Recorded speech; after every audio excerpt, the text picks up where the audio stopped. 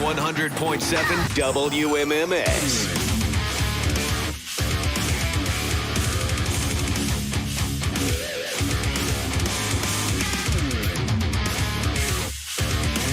I want to send a text 35192. You get me there?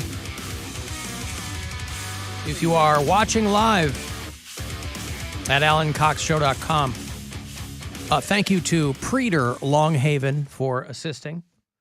And Cavaliers basketball is tonight, 7 o'clock. They're back here at home to play the Boston Celtics. I was out in the hallway, and I saw a couple of Celtics fans at the restaurant next door. In their Celtics jerseys. Very, very proud. Very happy, very proud. Big Jason Tatum fans. He plays for the Celtics, yeah? For now. Kevin McHale. Oh, where's Tatum going? They want to deal him somewhere else? No. Oh, I don't know. For now. I mean, maybe he'll love Cleveland so much that he'll demand a trade to the Cavaliers. People get traded all the time and switch teams, and, you know, it's not the same NBA it used to be. Mm-hmm. Yeah, so anyway, Cavs tonight, 7 o'clock tip-off against Boston. Around the corner at the Romo Fijo. We'll roll at 6:30. That's when your pregame coverage will begin. I was reading about, in all of the articles, if you do any deep dives on artificial intelligence and the different kinds of it, right? There's narrow AI, there's learning AI.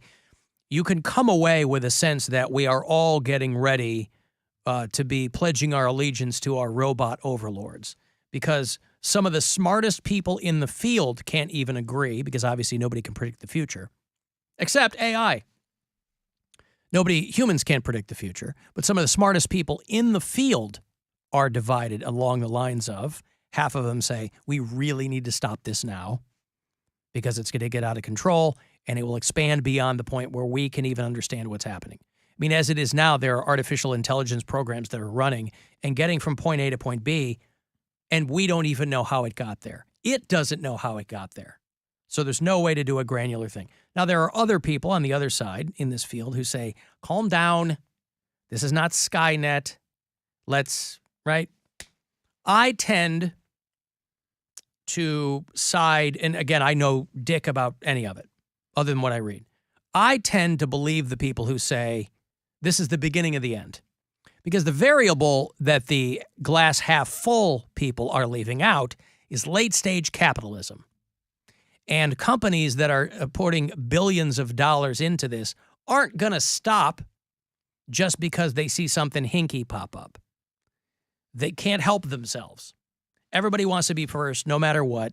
And in a field like this, that said, it seems like in the field of medicine, there are amazing things happening already with AI.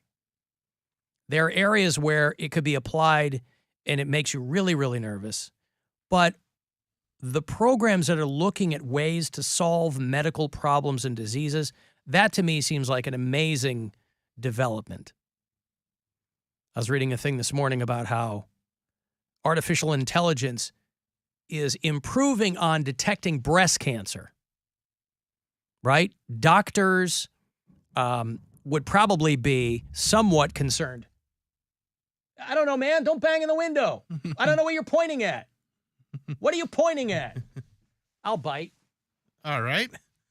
What are we doing here? We got a guy at the window banging on it. Yeah, don't bang in the window, homie. Yeah. I don't know what's going on there. He's pointing at his sneaker. Okay. You got I don't know. Yeah, I can't hear you, I can't hear you. Windows. I can't hear what you're saying. Yeah, and I don't read lips either. Bye. Yeah. Hey, peace. I don't know what's happening here, but, anyway. Yeah, okay. Where was I? Oh, yeah, boobies. Boobies. AI mammograms. Doctors should be crapping their pants over artificial intelligence. Nevertheless, they're doing these studies. They're like, boy, from detecting breast cancer, it's going to be way, way Start going to the self-checkout doctor. The AI doctor. This is just robots finding a sneaky way to see more boobs. That's all this is. I can detect better than anyone else.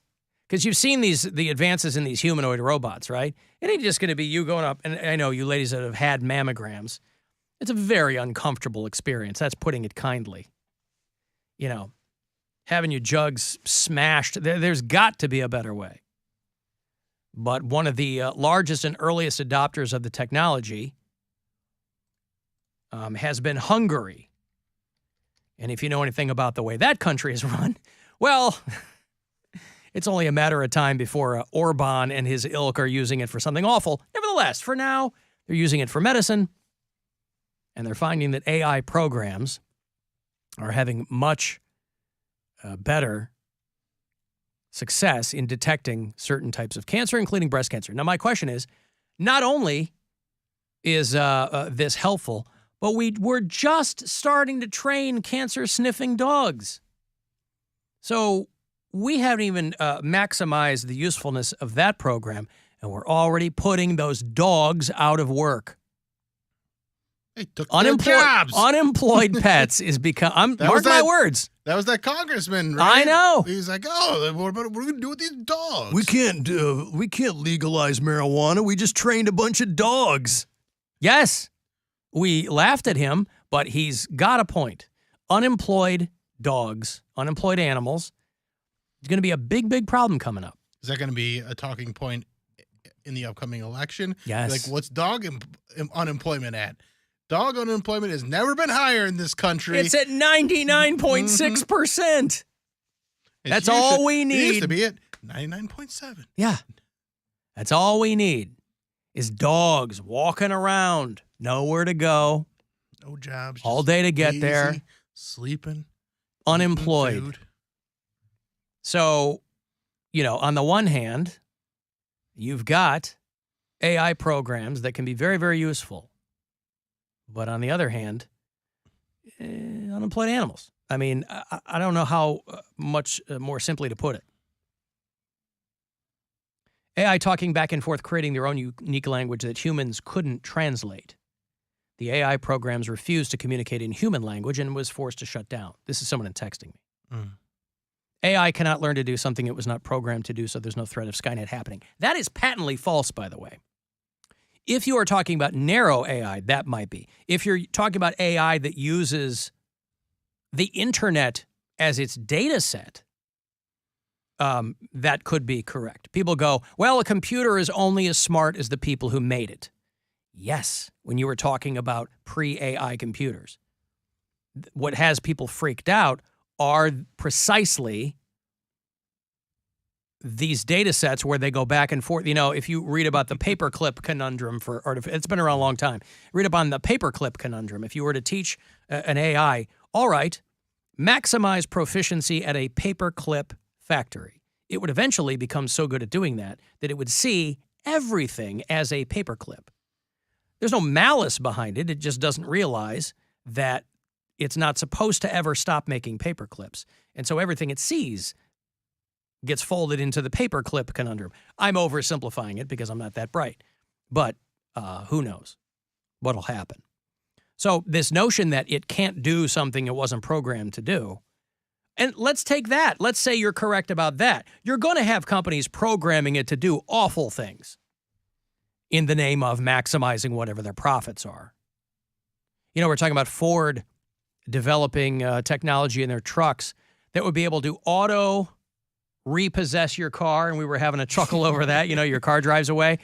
I was watching a thing this morning. One of the dudes from Ford is like, we're really excited about this technology we're working on that'll let people sleep in their cars. What do you mean by that? I know people are tired, but that's what they're going to work on. It's like, well, we think the technology of people, imagine going to work and you can just sleep in your car. But I don't understand. Come on, man. Why do you need technology for that? You just because I your think seat back and sleep. While you're driving? Oh, I thought they were like, we're going to transform Did you think there was technology they were talking about that passengers could sleep in the car? I thought it was, okay, your radio turns into a sound machine that blocks out all the, noise from the road. Poundcake. Yes. You won't sleep in the car anyway. You need to have tinted windows so people can't be looking in. Correct. But I wouldn't trust. Standing outside your car tossing off. But you don't have tinted windows. They have a tint, but they're not tinted. You can see inside of them. Yes, I know. You don't have the tinted windows where people can't see inside. But that's what he needs. That's what I'm saying. I don't sleep in my car. But what I'm saying is I also Once you don't got a roommate. Why you sleep have in no the trunk? choice. You can't get locked in the trunks anymore. I just found out Sleep in the trunk. I just found out that I had a spare back there, so I didn't know I Yeah, had all that we extra told room. you that. Yeah, I know. The bigger opportunity for us, irregardless of the time frame, Irregardless. is eyes off the road on highway driving. We feel like that is such a big unlock for customers. Think about your daily commute and being able to go to sleep in your car or whatever on a sunny day on the highway. You know, what an unlock that is for customers. We just got more excited about that than, you know, a fully autonomous fleet of vehicles someday in the future. I don't think Yeah, I because trust they realize anybody that fully autonomous driving is like 100 years away. So they go, well, let's just, where are we at now? Well, let's just do this. We'll just Where sleepy people can cars. doze off behind the wheel. That's very exciting. I just want to say, anyone who, and people are going to get mad at me for complaining to do, but people who didn't take the vaccine saying that they didn't trust science, I bet not see your ass sleeping while you're driving because you're definitely putting your hands in science for that. Good Lord. Hell no.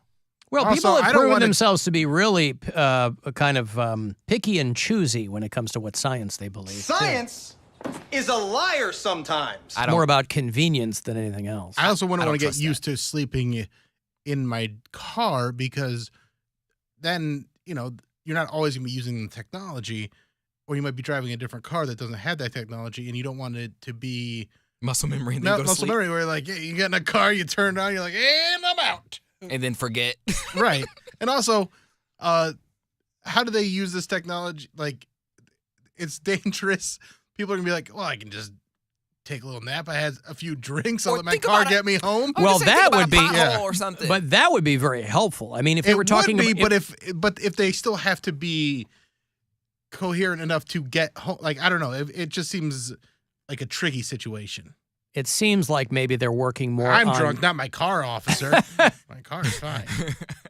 Car hasn't had a drop. It's an EV. And plus, you know, people are going to use it to like have sex while they're driving. That's all it's going to be used for. You can do that now. I mean, Yes, you but don't- if you're like, oh, baby, I just put the autopilot on and let's get in the back.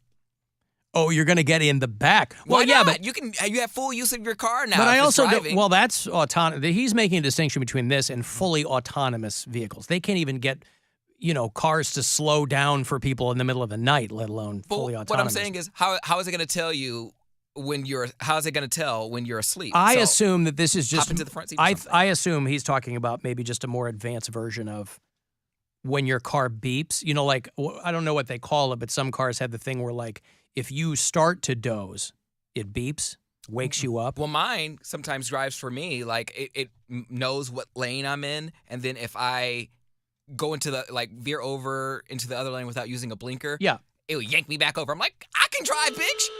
I'm like, you ain't got to do that. it'll yank you back over.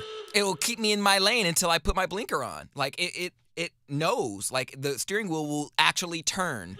Poundcake's already getting yanked in his car. I don't know what he's worried about. I feel more yankable in that car. The other one, I was You like, look more yankable in that car, to be honest. I can't control my Thank you. horny level. I think I look hot. I look like I just hop on out, you know, stunting, have my keys in my hand. I just walk around. What color's the car? Maroon. Ironic. Listen, it sounds like a very fun ride. You have the Seltos? Mm-hmm. Maroon. I just hop on out one foot, and it's just the camera pans from my shoes all the way up, and I just Wait, what are you talking about? how I look getting out of the car. How you look getting out of the car? He's imagining it's like a movie where Someone he gets watching out, me. his dirty fake Yeezys hit the ground. Forget you, Bill. They are dirty and fake, but forget you. You ain't got to call me out like that. I see. So he's envisioning he's like getting out of his car and Yeah, there's it's a gonna be like a cool, badass moment. But Yeah, his, this music. his feezies hit the ground. I see. Feezies. boys. Yeah. Someone- All right, well. Someone spills their lemonade while I'm walking past. Yeah, it's not a McLaren. It's a Kia Seltos, with all due respect. I'm I mean, just saying, I look really hot popping out of it. Think of how fresh I'd be after a nap. it drove me to work. I'm getting the crust out of my eyes. I'm like, yeah, I'm so refreshed. Those construction workers building that condo next door. Yeah, but then you're wouldn't gonna get know out of what your to do. then you're gonna get out of your car with your hair askew and crust in your eyes. That's not hot. You're gonna think, oh, he was busy in there. Listen, Nap it. I think the advancement of automobile technology is great, but could we at the very, very least, just all agree to stay awake when we're driving? Is that too much to ask? I know people want every place to be like their bed at home. Could we just stay awake when we're driving? Now, if I was still out on the road like I used to be, I would love this technology because I was driving so much that being able to sleep while I was on my way to gigs, that'd be awesome. But I don't need it anymore. Tell Poundcake he can turn off that lane assist feature I don't know how. if he doesn't like it. I got to read the manual. Yeah, read the. You didn't read the manual in your car? He can't roll his windows down. He's in over his head. I accidentally locked myself in my car. I didn't know how to get out. My elbow or something must have hit the child lock, and I was like, oh, I can't get out. Wait, you can't have child lock on the front door. It was all of the doors. Oh, jeez. It was like, I was like, unlock, and then I thought I locked it, and then it locked it back. I was like, wait, let me out of this damn car. He locked himself in his car. You gotta go back to the Mercury Mulan. You Mulan. can't handle this technology. I agree. I was dragged kicking and screaming. Oh, boy. Well, yeah. Well, that's all very exciting that they're working on that. But, there will come a time, and I don't know how far off it is, but there will come a time where if you're driving a regular car that has, current features or whatever, but you're still putting a key in, still turning it, people are going to be like, God, what is that? Oh, loser. Because EVs are going to get more affordable and popular, and there's going to be more incentives for people to drive them, and besides the obvious ones, that if you're still driving, I drive a 2015 Ford Fusion, and I'll drive that car until it won't drive anymore. And at some point soon, car's probably still got a lot of years left in it. People are going to be like, God, what is that? It's going to be like I'm driving a Mercury Mulan. Every time like someone yours. sees my car, they're like, I didn't picture you driving that kind of car. Because my car is basically a roller skate. I like a small car. I like being able to park. I used to have to park on the street a lot. So being able to squeeze it into small parallel parking spots made sense for it. A backup camera. Bill has likes to changed my wear life, his though. automobiles, is what he's trying to say. Yeah. Backup camera, what? Has changed my life. I don't know how I've gone through 30 years How dare you? without a backup camera. You didn't like turning your head?